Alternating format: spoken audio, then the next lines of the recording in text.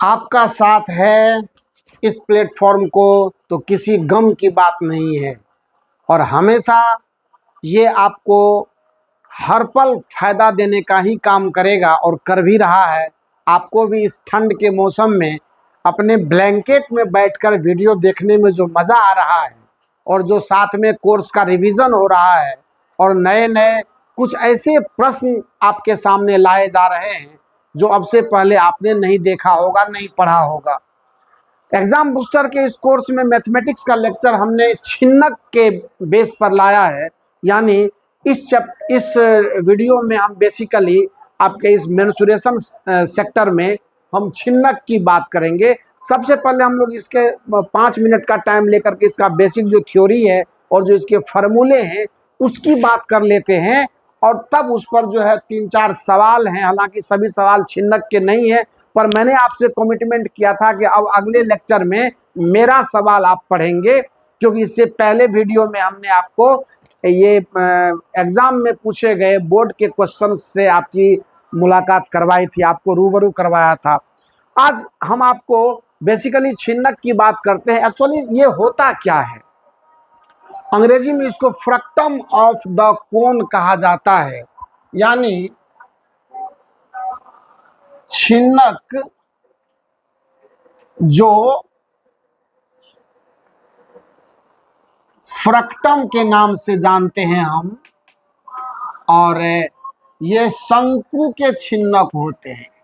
शंकु के छिन्नक, फ्रैक्टम of the cone, ये टॉपिक का नाम हम देते हैं। एक्चुअली क्या होता है कि सबसे पहले आप छिन्नक के कुछ एग्जाम्पल देख लें।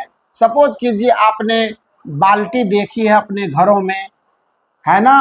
अगर गणित की भाषा में हम लोग बात करें तो यह एक प्रकार का छिन्नक है। आपने पानी पीने वाला गिलास भी आप इसको कह सकते हैं, जो अपने घरों में हम लोग यूज करते हैं, शीशे का गिलास हो, स्टील का गिलास हो। अपने घरेलू एग्जाम्पल से जब आप पढ़ेंगे ना तो वो कॉन्सेप्ट आपको सबसे मस्त समझ में आएगा, क्योंकि वो एग्जाम्पल, वो उदाहरण आपके आसपास आपके नजरों के सामने है और आपकी नजरें जब उन पर पड़ती है और उसके साथ जब आप अपने गणित को जोड़ते हैं तो फिर क्या बात है, एकदम बिल्कुल आनंद ही आनंद, और समझने में तो कोई परेशानी नाम का चीज ही नहीं होगा फिर। अच्छा, एक चीज आपने गौर किया होगा, जब आप ग्लास अपने हाथों में पकड़ते हैं, जैसे मान मेरे सामने भी एक ग्लास है, अगर मैं इसकी बात करूं, अगर आप इस ग्लास को देखें तो ग्लास का जो नीचे यानी बेस का जो भाग है ये भी देखिए वृत्ताकार है, और ये जो ऊपर का भाग है वो भी वृत्ताकार है, लेकिन वृत्ताकार जो नीचे वाला हिस्सा है वो छोटा है और जो ऊपर वाला हिस्सा है वो क्या है, बड़ा है। तो निश्चित तौर पर यह एक प्रकार का छिन्नक है। हमारे गणितीय भाषा में इसको छिन्नक कहा जाता है। और इसी प्रकार की बाल्टी भी होती है, ऊपर से एक हुक लगा दे हम लोग उसको पकड़ने के लिए, वो क्या होता है, एक बाल्टी का स्वरूप पकड़ लेता है। लेकिन अगर ज्यामितीय दृष्टिकोण से हम बात करें तो इसकी ऊंचाई एक अपनी होती है, छिन्नक की ऊंचाई होती है अपनी, और एक त्रिज्या नीचे होती है, एक त्रिज्या ऊपर होती है। चूंकि ऊपर और नीचे दोनों, इसका आधार और इसका टॉप दोनों ही वृत्ताकार है, तो इसको अगर मैं R1 का नाम दूं, इसको मैं अगर R2 का नाम दूं, और ये अगर इसकी ऊंचाई h हो, तो 3 ही बातें हैं। छिन्नक का वक्र पृष्ठ का क्षेत्रफल, 3 ही फार्मूला आपको ध्यान में रखना है। छिन्नक के वक्र पृष्ठ का क्षेत्रफल, छिन्नक के वक्र पृष्ठ का क्षेत्रफल मतलब इस वाले हिस्से का क्षेत्रफल, छिन्नक के ऊपर वाले भाग का क्षेत्रफल जो वृत्ताकार है, और छिन्नक के नीचे वाले भाग का क्षेत्रफल, और फिर छिन्नक का आयतन। 3 फार्मूले हम आपके लिए लाएंगे। फार्मूला प्रूफ करने का टाइम नहीं है और न आपको करना है। वक्र पृष्ठ का क्षेत्रफल, इस छिन्नक में कितना आयतन है, जैसे अभी देखिए इसमें पानी है, हालांकि पार्शियली है, मतलब अंशतः पानी इसमें है, फुल वॉल्यूम में पानी नहीं भरा हुआ है। तो पानी का भी एक सवाल आपके सामने आने वाला है आज, जो आपके सामने है, देख लेंगे कि कहाँ पर है। तो छिन्नक का आयतन देखेंगे हम लोग, और छिन्नक का वक्र पृष्ठ का क्षेत्रफल देखेंगे, और छिन्नक का संपूर्ण यानी कुल क्षेत्रफल देखेंगे। अब आप देखिए कि जैसे मान लेते हैं कि मेरे पास एक शंकु है, थोड़ा सा मैं अब इसको समझाने की कोशिश करता हूं, आप थोड़ा समझिएगा। मान लेते हैं कि ये क्या है, एक शंकु है, और इस शंकु के कुछ मान लेते हैं, शंकु की ऊंचाई हमने h मानी, शंकु की त्रिज्या को मैंने r1 माना, और पूरी की पूरी ऊंचाई इसकी कितनी है, वो h के बराबर है। तो पूरी की पूरी ऊंचाई h के बराबर है। आधार की त्रिज्या जो शंकु का बेस है उसकी त्रिज्या क्या है, r1 के बराबर मैंने माना। अब क्या करता हूं मैं, इस शंकु को एनी ऊंचाई h1 पर मैं ऐसे काट देता हूं, एनी ऊंचाई h1 से मैं इसको काट करके और इस हिस्से को मैं अलग कर देता हूं। तो जैसे इस हिस्से को आप अलग करोगे तो आपको इस प्रकार की आकृति समझ में आएगी, इस प्रकार की आकृति समझ में आएगी। और जैसे ही इस प्रकार की आकृति समझ में आएगी, आप ये देख लीजिए कि ये क्या है, छिन्नक है, फ्रक्टम है, ये यही क्या है, छिन्नक है। अगर आप मैं यहाँ लिखता हूँ छिन्नक, तो दोनों के लिए मैं आपको बता दे रहा हूँ कि यह भी छिन्नक है और यह भी छिन्नक है। अब इसकी चर्चाएं इस प्रकार करेंगे हम लोग, ज्यादा इस पर टाइम देना नहीं है, क्योंकि प्रॉब्लम सॉल्व करना है, आपके पास इतना समय नहीं है। अगर मैं नीचे वाले आधार की त्रिज्या जो बड़ा है, जो बड़े डायमेंशन में है, उसको मैं r1 बोलूं, ऊपर वाले की त्रिज्या अगर मैं r2 बोलूं और छिन्नक की ऊंचाई h बोलूं, तो इसका जो आयतन होता है, आयतन, छिन्नक का आयतन, ये ध्यान में रखना है। अगर बहुत सारे बच्चे, लगभग सारे बच्चे पढ़े हुए होते हैं, पढ़े हुए होंगे आप लोग, लेकिन ऐसा बच्चा जिनको इससे अलग रखा गया होगा, क्योंकि ऐसा होता है, मैंने आपको पहले ही बताया था ना कि जब मैं आपको मेंसुरेशन का वो जो मोटिवेशनल स्पीच मैंने मैथमेटिक्स का डाला हुआ था, उस मैथमेटिकल स्पीच में आपने देखा होगा कि हमने छिन्नक को चर्चा से बाहर रखा था, क्योंकि इसके बाद भी हमारे पास प्रॉब्लम का लिस्ट होता है और मेंसुरेशन से छिन्नक पर सवाल आ सकता है, छिन्नक पर सवाल नहीं भी आ सकता है। 5 मार्क वाले में मैं दीर्घ उत्तरीय प्रश्न की बात कर रहा हूँ, लॉन्ग टाइप आंसर की बात कर रहा हूं मैं।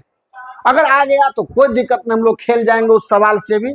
छिन्नक का जो आयतन होता है, इसका फॉर्मूला होता 1/3, ध्यान से सुनेंगे, पाई इंटू एच, और ब्रैकेट में r1 का स्क्वायर प्लस r2 का स्क्वायर प्लस r1 r2, है ना। ये कैसे आता है ये अभी जानने का वक्त नहीं है, आपको सिर्फ काम से मतलब है। फाउंडेशन कोर्स इसका जब आएगा उसमें सारे थ्योरी डिटेल में पूछे जाएंगे, बताए जाएंगे। और कभी कभी एक आध थ्योरी, जैसे द्विघात समीकरण का मैंने बताया था, लेकिन वो इसलिए बताया था कि वो डायरेक्ट क्वेश्चन आता है एग्जामिनेशन में और आया हुआ है, तो उसको अब बताना जरूरी लगा था मुझे, इसीलिए मैंने आपको बताया था। पर ये पूछने वाला, तो छिन्नक का आयतन एक तो ये हो गया, छिन्नक के वक्र पृष्ठ का क्षेत्रफल, छिन्नक के वक्र पृष्ठ का क्षेत्रफल, छिन्नक के वक्र पृष्ठ का क्षेत्रफल, वक्र पृष्ठ का क्षेत्रफल जब मांगेगा तो आपको परेशान होने की कोई जरूरत नहीं है उसमें, लेकिन जरूरत पड़ेगी तिरछी ऊंचाई की। ये होता है pi L into r1 plus r2, pi L into r1 plus r2।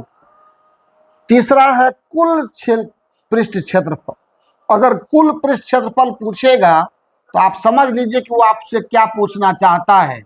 कुल पृष्ठ क्षेत्रफल पूछने का सीधा मतलब है ये वाला क्षेत्रफल, ये वाला क्षेत्रफल और ये वाला क्षेत्रफल, तीनों को निकाल करके जोड़ देना पड़ेगा और तब आकर के फाइनल आपका आंसर आएगा।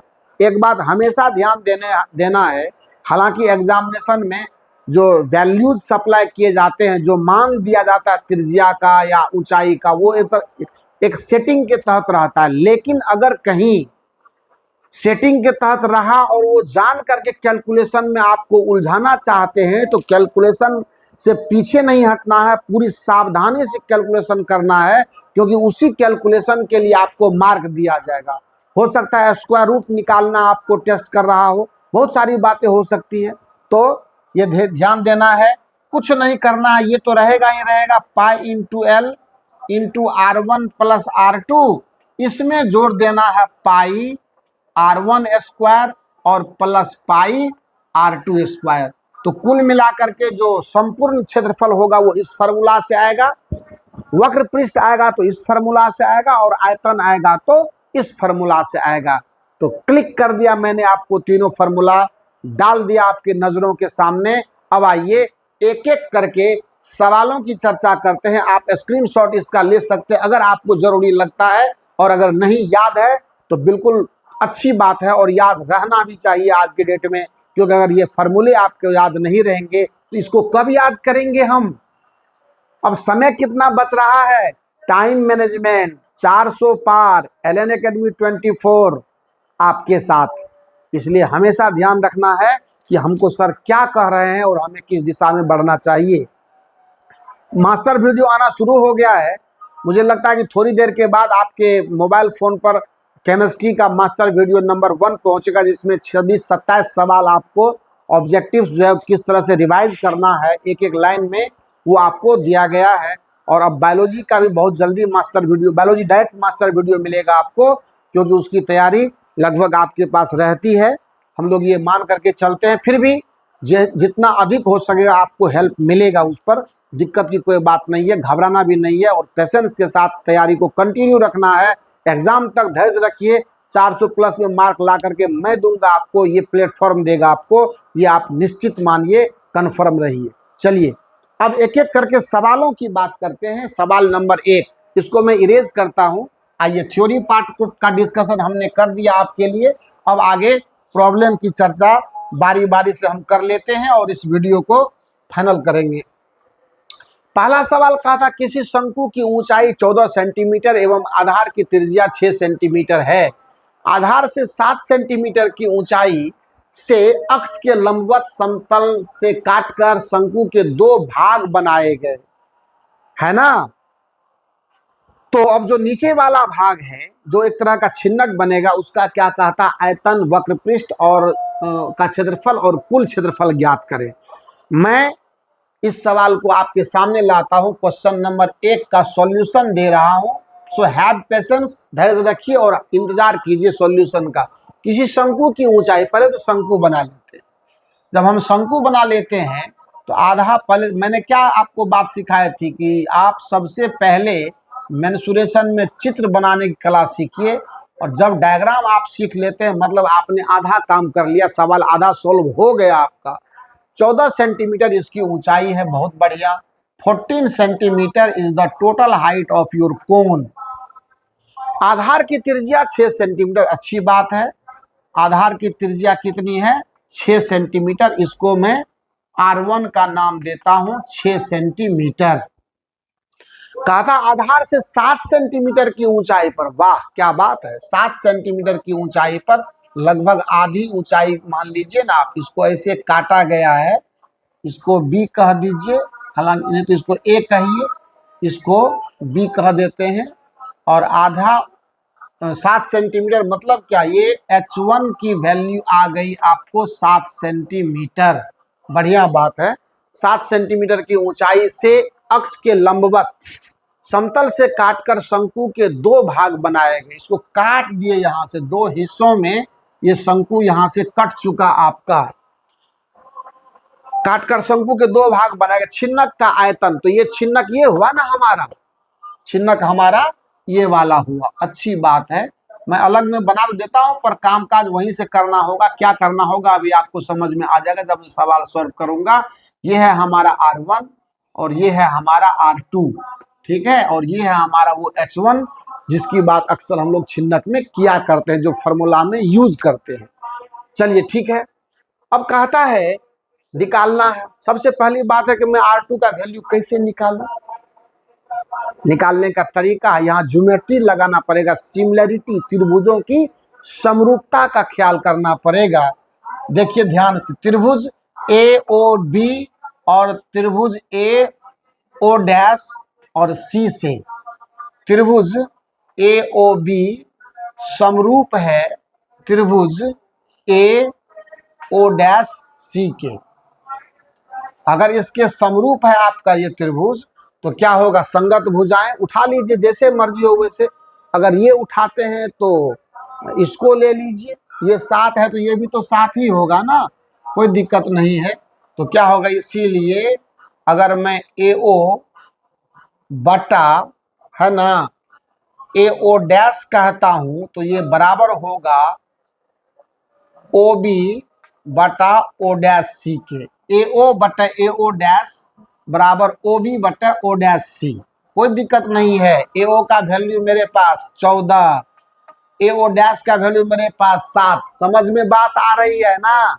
ये चीजें समझ में आ रही है कि नहीं आ रही है? ये सब चीज में मास्टर होना चाहिए अभी आपको। और इक्वल टू होगा, OB की वैल्यू है मेरे पास 6 और O डैश C का वैल्यू मैंने R2 माना है, तो मुझे R2 चाहिए। अब देखिए 7 दूनी 14, 2 तिहाई 6, इससे R2 का वैल्यू इस प्रकार के मेरे पास आ गया 3 सेंटीमीटर। कोई दिक्कत नहीं, ये जैसे ही आया आप खुश हो जाइए। बोलिए क्यों? क्योंकि अब दनादन वैल्यू डालेंगे, आंसर आएगा। बोलिए क्या आंसर है, क्या चाहिए हमको? छिन्नक का आयतन। चलिए, इसीलिए आयतन बराबर, फॉर्मूला याद है ना? फॉर्मूला होता है 1/3 पाई H, यहाँ H के बदले H1 लगाइए, और इंटू ये है R1 का वैल्यू तो R1 स्क्वायर, ये है R2 का वैल्यू तो R2 स्क्वायर, और प्लस R1 R2। वैल्यू डालना और सॉल्व करना आपकी जिम्मेदारी। गुना 22/7 गुना H1 है आपको 7 इंटू R1 है 6 का स्क्वायर, R2 है 3 का स्क्वायर, प्लस 6 गुना 3 इतना सेंटीमीटर क्यूब। बेटा कैलकुलेशन आप कर लेना। वक्र पृष्ठ का क्षेत्रफल, वक्र पृष्ठ, हाँ अब L लाइए ना। अब तो L लाने की बारी है। L नहीं लाएंगे तो कहाँ से वक्र पृष्ठ आप निकाल पाएंगे? यहाँ से लंब डालिए। जैसे यहाँ से आप जब तक परपेंडिकुलर नहीं डालेंगे तो ये L नहीं निकल पाएगा, क्योंकि ये समकोण त्रिभुज बनेगा और इसका वैल्यू हो जाएगा कितना? 3 सेंटीमीटर। क्यों? क्योंकि ये लंबाई, ये R2 यहाँ से तो 6 है, उसमें ये 3 घटेगा तो यहाँ 3 बचेगा। तो L इक्वल टू हो जाएगा रूट अंडर, समकोण त्रिभुज का कर्ण है वो, है कि नहीं? ये समकोण त्रिभुज का क्या है? कर्ण है। ये लंब आधार को, कोई सा लंब हो कोई सा आधार हो, पर ये दोनों है तो कोई ना कोई लंब कोई ना कोई आधार तो रहेगा ही रहेगा। तो क्या होगा बताइए? H1 का स्क्वायर और प्लस R1 माइनस R2 का स्क्वायर। सब पता है हम लोगों को, उसके लिए चिंता करना नहीं है। H1 की वैल्यू कितनी है अपन को? 7 का स्क्वायर और प्लस ये 6 में से 3 घटा तो 3 का स्क्वायर, इतना सेंटीमीटर आ गया आपको L का वैल्यू। ये हो जाएगा इक्वल टू 49, 49 3 तिया 9, 49 9 58 रूट अंडर 58 सेंटीमीटर। अब कोई दिक्कत नहीं है। इसीलिए वक्र पृष्ठ चाहिए ना आपको? वक्र पृष्ठ का क्षेत्रफल, फॉर्मूला याद है कि भूल गए इतने ही देर में? ये होता पाई L और into R1 plus R2 equal to pi का वैल्यू 22/7, L का वैल्यू रूट अंडर 58 और इंटू R1 है 6 और R2 है 3, इतना सेंटीमीटर स्क्वायर। ये आंसर होगा। एक ये आंसर होगा और तीसरा आंसर है संपूर्ण क्षेत्रफल या कुल क्षेत्रफल, संपूर्ण पृष्ठ क्षेत्रफल। मैं ये आपको खुद करने की सलाह दूंगा। ये होगा पाई L into R1 plus R2 plus pi R1 square और प्लस पाई R2 स्क्वायर। डाल देंगे वैल्यू और संपूर्ण क्षेत्रफल भी आप निकाल लेंगे। तो कुल मिलाकर के ये पहला जो सवाल था ना, बड़े शौकिया तौर पर बड़े ही आराम से हम लोगों ने किया, और ये सवाल ने कुछ नई चीजें भी सिखाई है आपको। और क्या सिखाई है वो तो आप ही का दिल जानता होगा। ठीक है, आप चाहें तो इसका स्क्रीनशॉट लें। स्क्रीनशॉट लेने के बाद अब मैं बढ़ता हूं दूसरे सवाल की तरफ। आइए देखते हैं सवाल नंबर दूसरा। जो सवाल नंबर दूसरा है वो क्या कह रहा है वो थोड़ा सा देखा जाए। जब वो भी देखेंगे तो हमें और अच्छा लगेगा और समझ में भी बातें आएंगी। एक शंकु के 45 सेंटीमीटर ऊंचे छिन्नक के सिरों की त्रिज्याएं। देखिए सवाल नंबर 2 का सॉल्यूशन लगभग उसी तरह से मिलता जुलता हुआ है, बस यही है 45 सेंटीमीटर ऊंचा ये छिन्नक है और इसकी जो त्रिज्याएं हैं वो शायद सवाल में आपको दिया गया है, ये अच्छी बात है ना। त्रिज्याएं ये R1 और ये R2 और ये H, कुछ है नहीं सवाल में। थोड़ा सा इससे बढ़िया सवाल यही है, पर छिन्नक पर एक दो प्रैक्टिस आपको हो जाएगा तो अच्छा लगेगा। एक शंकु के 45 सेंटीमीटर ऊंचे छिन्नक यानी H का वैल्यू कितना दिया हुआ है, पहले फिगर, उसके बाद गिवन डाटा सवाल पढ़ करके ट्रांसफर करना सॉल्यूशन के जगह पर। क्वेश्चन पढ़ेंगे, क्वेश्चन को ठीक से पढ़ेंगे, 2 बार पढ़ेंगे अगर एक बार में समझ में नहीं आया तो। इसके बाद उसके डाटा को पहले डायग्राम लेंगे, डायग्राम लेने के बाद उसके डाटा को प्रॉपर एकदम जो भी दिया हुआ उसको स्पष्ट तौर पर एक लाइन से लिखेंगे। उसको लिखने के बाद ही फिर सोच कर देखेंगे कौन सा तरीका इख्तियार किया जाए, कि कौन सा फार्मूला लगाया जाए कि ये सवाल हमारा मस्त तरीके से बने और हमारा टाइम खराब ना करे। एग्जामिनेशन में सबसे कीमती चीज जो होता है वो है टाइम आपका, वो आपका टाइम खराब होना नहीं चाहिए। अगर टाइम खराब हुआ आपका मार्क कटेगा, फिर हमारा दिल टूटेगा। दिल इसलिए टूटेगा कि मैंने जी जान से मेहनत कर रहा हूँ, बाकी सारे वीडियोज अभी क्लोज कर दिए गए हैं, सिर्फ और सिर्फ एग्जाम बूस्टर कोर्स बन रहा है। और आपको तो जब आप साइट पर जाते होंगे तो सब कुछ आपको दिख ही रहा होगा कि सर सिर्फ और सिर्फ हम लोगों के लिए काम कर रहे हैं, अभी कोई दूसरा काम सर का, हमको और भी सारे चीज बनाने हैं लेकिन मैं वो कुछ भी नहीं कर रहा हूं। इसलिए जो है आप बिल्कुल इस पर एकदम सीरियस रहें। एक शंकु के 45 सेंटीमीटर ऊंचे छिन्नक के सिरों की त्रिज्याएं 28 सेंटीमीटर और 7 सेंटीमीटर है। ये R1 और ये R2। R1 का वैल्यू कितना दिया हुआ है 28 सेंटीमीटर, R2 की वैल्यू कितनी दी हुई है 7 सेंटीमीटर। अब कुछ चाहिए ही नहीं हमको, अब मांगता क्या है, इसका आयतन, वक्र पृष्ठ और संपूर्ण सेम सवाल है। मुझे तो लगता है कि उस सवाल से आसान ये सवाल है। तो देखिए क्या दिक्कत है आपको, इसीलिए आयतन मैं क्या बनाऊं इस सवाल को, थोड़ा कैलकुलेशन का लोचा इसमें आ सकता है, थोड़ा वैल्यू तगड़ा है। पाई H और into R1 square plus R2 square plus R1 R2। मैं बार बार आपको इसीलिए कह रहा हूं कि practice makes a man perfect. हमेशा प्रैक्टिस पर जाएं, ये मत समझें कि हम जो है एग्जामिनेशन हॉल में जाएंगे तो हम ये कर लेंगे वो कर लेंगे। सबसे ज्यादा माथा दर्द करवाएगा कैलकुलेशन, है ना। मार्क बेटा इतना आसानी से कोई आपको नहीं दे देगा जब तक कि आप सही कैलकुलेशन करके उसको रिजल्ट तक नहीं पहुंचा देंगे। अगर आपने लास्ट स्टेज में भी, जैसे मान लो मैं यहाँ करके छोड़ दे रहा हूँ, आप भी ऐसा करके छोड़ दोगे तो मालूम है कितना मार्क मिलेगा। अगर ये 5 मार्क का क्वेश्चन है तो 2 से 3 मार्क दे करके हटा देगा आपको।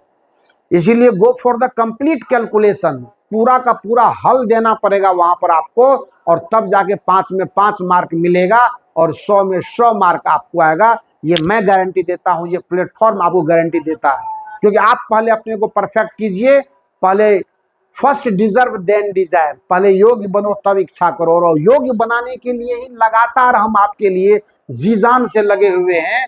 आप तो दोस्तों में शेयर ही नहीं करते, जब दोस्तों में शेयर करेंगे तो सबको फायदा होगा, एक ग्रुप बनेगा और आप सबका रिजल्ट बहुत बेहतर होगा।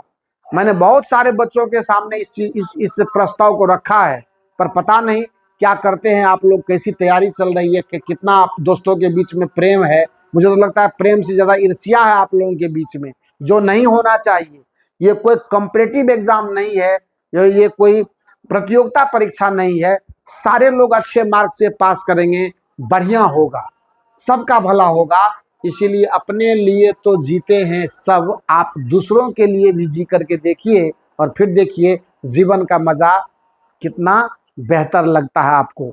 चलिए आगे देखते हैं। अब इसको सेंटीमीटर क्यूब करेंगे, आंसर आपको लाना है। उसके बाद अगर वक्र पृष्ठ की बात करें तो वक्र पृष्ठ का फॉर्मूला प्रैक्टिस करने के लिए मैं सवाल लगातार ये कर रहा हूं। वक्र पृष्ठ का क्षेत्रफल बताइए कितना होगा, ये होगा पाई L, फिर वही कहानी, और इंटू R1 प्लस R2। पर L कैसे निकालेंगे, तो बस वही कहानी यहाँ पर भी है। ये देखिए, ये होगा यहाँ से लेके यहाँ तक 21 सेंटीमीटर और ये है 45 सेंटीमीटर। तो L का वैल्यू होगा √45 का स्क्वायर और प्लस 21 का स्क्वायर, इतना आएगा सेंटीमीटर में। बस ये वैल्यू जो सॉल्व करके आप लाएंगे, यहाँ डालेंगे, R1 R2 सब मौजूद है आपको, तो वो कितना आ जाएगा, ये होगा आपको 2025 और प्लस 441, इसका रूट इतना सेंटीमीटर, तो ये हो जाएगा 2466 सेंटीमीटर का रूट। इसीलिए 22/7 गुना रूट अंडर 2466 और इंटू R1 का मान 28, R2 का मान 7, इतना वक्र पृष्ठ का इतना सेंटीमीटर स्क्वायर। और जब हमको संपूर्ण क्षेत्रफल मांगेगा तो करना क्या है, पाई R1 स्क्वायर और पाई R2 स्क्वायर निकाल के इसमें जोड़ देना है, आ जाएगा संपूर्ण क्षेत्रफल का वैल्यू कितना हो जाएगा। और संपूर्ण क्षेत्रफल का जो वैल्यू आएगा वो आपको बिल्कुल ये बराबर होगा कितना, पाई L into R1 plus R2 plus pi R1 square plus pi R2 square. कोई दिक्कत नहीं है। तो ये दूसरा सवाल भी बड़े ही आराम से हम लोगों ने सीखा। और सीखा एक्चुअली ये चर्चा हो रही है, एक नया थ्योरी, नया कॉन्सेप्ट है, तो इसको आपको तवज्जो देना पड़ेगा और बहुत बढ़िया से देना पड़ेगा। क्या पता, एक कहावत है ना कि ना जाने किस रूप में नारायण मिल जाए, मिल ही सकता है। किस रूप में आपको सरस्वती माता दर्शन दे दे ये कहना मुश्किल है। किस क्वेश्चन पे आपका तकदीर लिखा हुआ है ये भी कहना मुश्किल है। लेकिन याद रखिए, सवाल और ये क्वेश्चन कॉन्सेप्ट से बनते हैं। और ये जो मैं प्रयास कर रहा हूँ, आपको मैं कॉन्सेप्ट डिलीवर कर रहा हूँ और उस कॉन्सेप्ट को दिमाग में बना के रखना है। क्वेश्चन नंबर तीसरा, 12 सेंटीमीटर व्यास का एक वृत्तीय बेलन जल से अंशतः भरा है। वाह, मान लीजिए, अभी आइए ना आपको सवाल करके देते हैं, स्क्रीनशॉट लेंगे आप इसका। तीसरा सवाल क्या कहता है, आइए उस पर विचार करते हैं। तो सवाल नंबर तीसरा जो है ये भी अपने आप में ठीक ठाक क्वेश्चन है, आपको मजा देने वाला, क्योंकि बच्चे इस प्रकार के सवाल में जनरली उलझते हैं। जो सवाल मैं अभी करवाने जा रहा हूं, आप ध्यान से देखना इसको। कहता है कि 12 सेंटीमीटर व्यास का एक वृत्तीय बेलन जल से अंशतः भरा है, अंशतः भरा है, मतलब पूरा भरा हुआ नहीं है, कुछ खाली भी है। यदि इसमें 6 सेंटीमीटर व्यास वाला एक गोला डुबा दिया जाए तो बेलन में जल का स्तर कितनी ऊंचाई से ऊपर उठेगा। वाह, क्या सवाल है। तीसरा क्वेश्चन का सॉल्यूशन है, अभी मैं आपके सामने ला रहा हूं। बेलनाकार बर्तन है, कैसा बर्तन है, बेलनाकार बर्तन है, और इसमें पानी भरा हुआ है लेकिन अंशतः भरा हुआ है। ये ऐसा नहीं है कि इसमें पूरा का पूरा जल नहीं है भरा हुआ, अंशतः भरा हुआ है इसमें, है ना, ये अंशतः भरा हुआ है इसमें।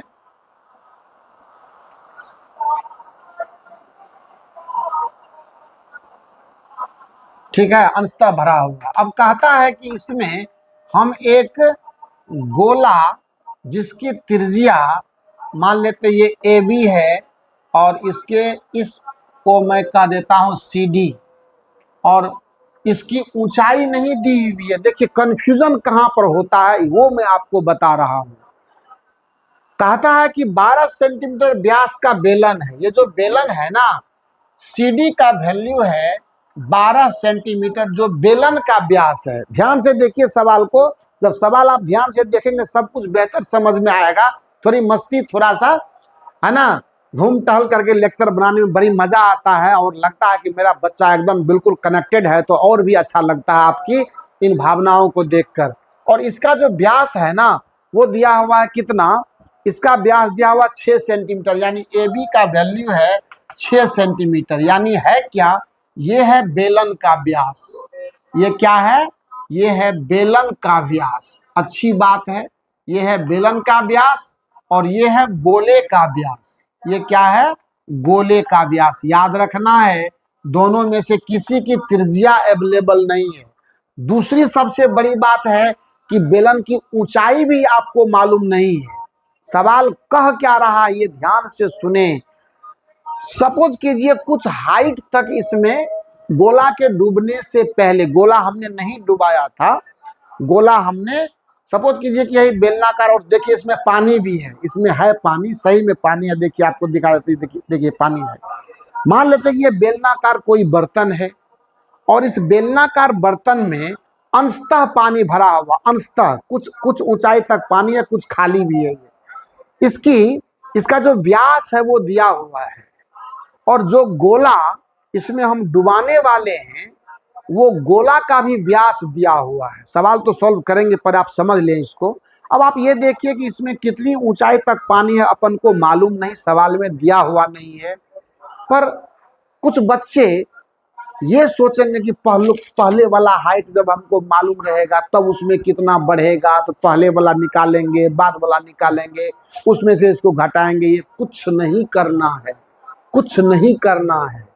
आप ये समझ लें कि अगर इस आयतन में नया आयतन ऐड हुआ तो इस गिलास के पानी, इस बेलनाकार बर्तन के पानी का तो त्रिज्या या व्यास बदलने वाला बेलन का है नहीं, तो आयतन जो इसका बढ़ेगा वो आयतन किधर एक्सीड करेगा? ऊंचाई की तरफ एक्सीड करेगा। इसका सीधा मतलब है कि जो नया आयतन इसमें हम ऐड कर रहे हैं, जोड़ रहे हैं, यानी वो जो गोला मैं इसमें डुबा रहा हूं, उसके चलते जो आयतन में वृद्धि होगी वो इस बेलन में पानी के बढ़े हुए आयतन के बराबर होगा, क्योंकि बढ़ने के लिए जिम्मेदार कौन है? गोला है। जितना आयतन उसका उतना आयतन जल का स्तर बढ़ेगा ऊपर, तो स्तर ऊपर बढ़ेगा पर त्रिज्या नहीं बढ़ेगी। इसका मतलब हुआ कि अगर हम ये मान लें कि इस बेलनाकार बर्तन में जल का स्तर h ऊंचाई से, है ना, बढ़ रहा है, तो उस h ऊंचाई के से बढ़ने के लिए जिम्मेदार कौन है? गोला का आयतन। मतलब गोला के आयतन के बराबर इस बेलनाकार बर्तन में बढ़े हुए आयतन का वैल्यू, जो आयतन इसका इंक्रीज किया है, जो हाइट इसका बढ़ा है, उससे जो आयतन बना उस आयतन को गोले के आयतन के बराबर कर दीजिए। फिर से सुन लीजिए, गोले के आयतन के बराबर करेंगे। इस बेलनाकार बर्तन में जितनी ऊंचाई जल की बढ़ी है उसके चलते जो आयतन क्रिएट हुआ है, ये दोनों क्या होगा? आपस में बराबर होगा। 2 लाइन में सवाल बन जाएगा, उसका टेंशन आप मत लीजिए। आइए देखते हैं। इसका व्यास है तो त्रिज्या चाहिए, इसका भी व्यास है तो त्रिज्या चाहिए। आइए, अगर मैं इसके त्रिज्या को R1 नाम दूं, इसके त्रिज्या को मैं R2 नाम दूं, है ना, तो क्या होगा? R1 का वैल्यू मेरे पास आ जाएगा 12/2 सेंटीमीटर यानी 6 सेंटीमीटर, और R2 का वैल्यू मेरे पास आ जाएगा 6/2 सेंटीमीटर यानी 3 सेंटीमीटर। कहते हैं अगर बेलनाकार बर्तन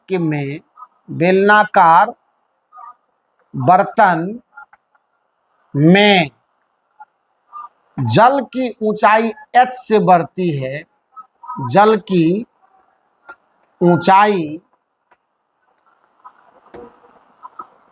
h से बढ़ती है। मान लेते हैं ना कि जल की ऊंचाई चढ़ करके यहाँ आ गई, h से बढ़ी, है ना, इतना जल इसमें, इतना ऊंचाई से जल का लेवल बढ़ा, से बढ़ी, तो 4/3 पाई, गोले का आयतन कितना मैंने R2 माना है ना, ये R2 है बेटा, R2 है ये, R2 का वैल्यू पाई, R2 का स्क्वायर बराबर पाई R1 स्क्वायर h। यही h तो चाहिए आपको। पाई से पाई मर गया और यहाँ से h का वैल्यू सीधा होगा 4/3, और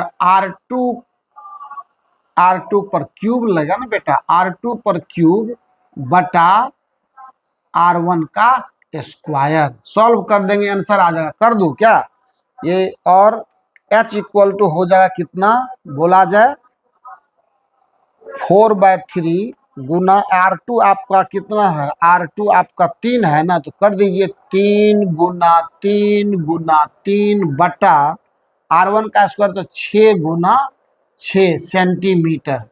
एक 3 से एक 3 कट गया, 3 तिया 9 और इससे 4 टाइम 36, 4 से 4 खत्म हो गया। बहुत खूबसूरत answer, 1 centimetre is the final answer.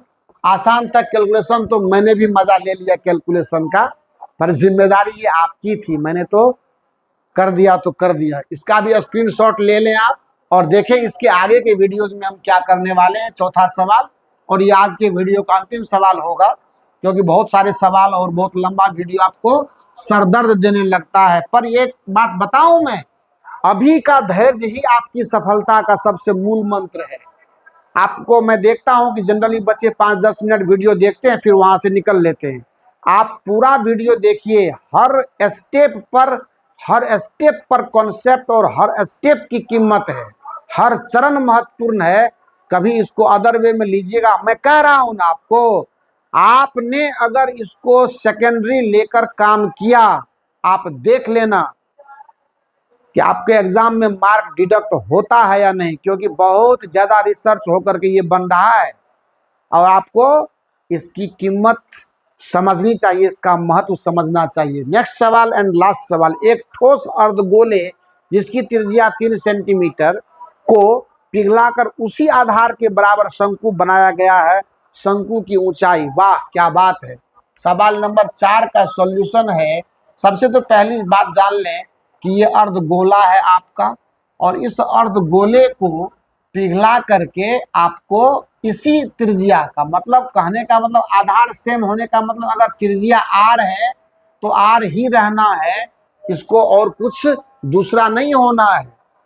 अब आप ध्यान से अगर देखें इसका आयतन कितना होगा। अच्छा, इसको बनाए क्या है आपने, एक ठोस अर्धगोले जिसकी त्रिज्या 3 सेंटीमीटर, आर का वैल्यू दिया हुआ खूबसूरत, ये 3 सेंटीमीटर दिया हुआ है, को पिघलाकर उसी आधार के बराबर शंकु बनाया गया। बढ़िया बात है, इसी के आधार के बराबर की शंकु आप निर्माण कर रहे हैं तो बढ़िया है, कीजिए, इसमें कौन रोकता है। मतलब त्रिज्या अभी भी शंकु की वही रहेगी जो त्रिज्या अर्धगोले की है। आधार सेम रहा मतलब क्या होगा, त्रिज्या दोनों का बराबर रहना है। आपको चाहिए ऊंचाई। वाह, आइए ना, दोनों को आयतन बराबर कर दीजिए। अर्धगोले का आयतन बराबर शंकु का आयतन।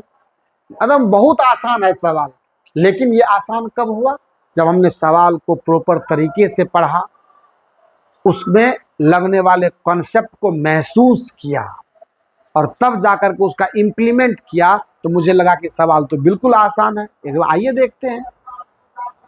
अर्धगोले का आयतन, मैंने पहले भी इस तरह का सवाल सिखाया है कि जब रूपांतर होता है आकृति का तो आयतन चेंज नहीं होता। अर्धगोले का आयतन बराबर क्या होगा, शंकु का आयतन। बराबर क्या होगा, शंकु का आयतन। अर्धगोले का आयतन बराबर शंकु का आयतन लगा दीजिए और तुरंत सवाल ये देखिए बनेगा, 2/3 पाई r क्यूब बराबर 1/3 पाई r स्क्वायर h। खूबसूरत बात यह है कि आपको रेडियस सेम रहना है तो यहाँ से इसका पावर खत्म कर दीजिए, पाई से पाई को खत्म कर दीजिए। आपको h चाहिए, मुझे लगता है 3 से 3 भी खत्म हो जाएगा। 2 लाइन का सवाल है बेटा। h इक्वल टू सीधा हो जाएगा 2r के बराबर, कहीं से कोई दिक्कत नहीं, यानी 2 गुना 3 सेंटीमीटर बराबर 6 centimetre. Now this is the final answer of your question. आपके प्रश्न का ये अंतिम जवाब है, अंतिम उत्तर है। लगे रहिए, मेहनत कीजिए, हमें भी खुश देखिए, मैं भी आपको खुश महसूस करूं और हमारे आपके बीच का ये रिश्ता लगातार बनी रहे। बस सॉरी, रिश्ता बना रहे, रिश्ता बनी न, रिश्ता बना रहे, और हम एक दूसरे की भलाई, हम एक दूसरे के उन्नति की आशाओं के साथ हर पल जिए और अपने अपने करियर को संवारने के लिए प्रयत्नशील रहें। Thank you so much.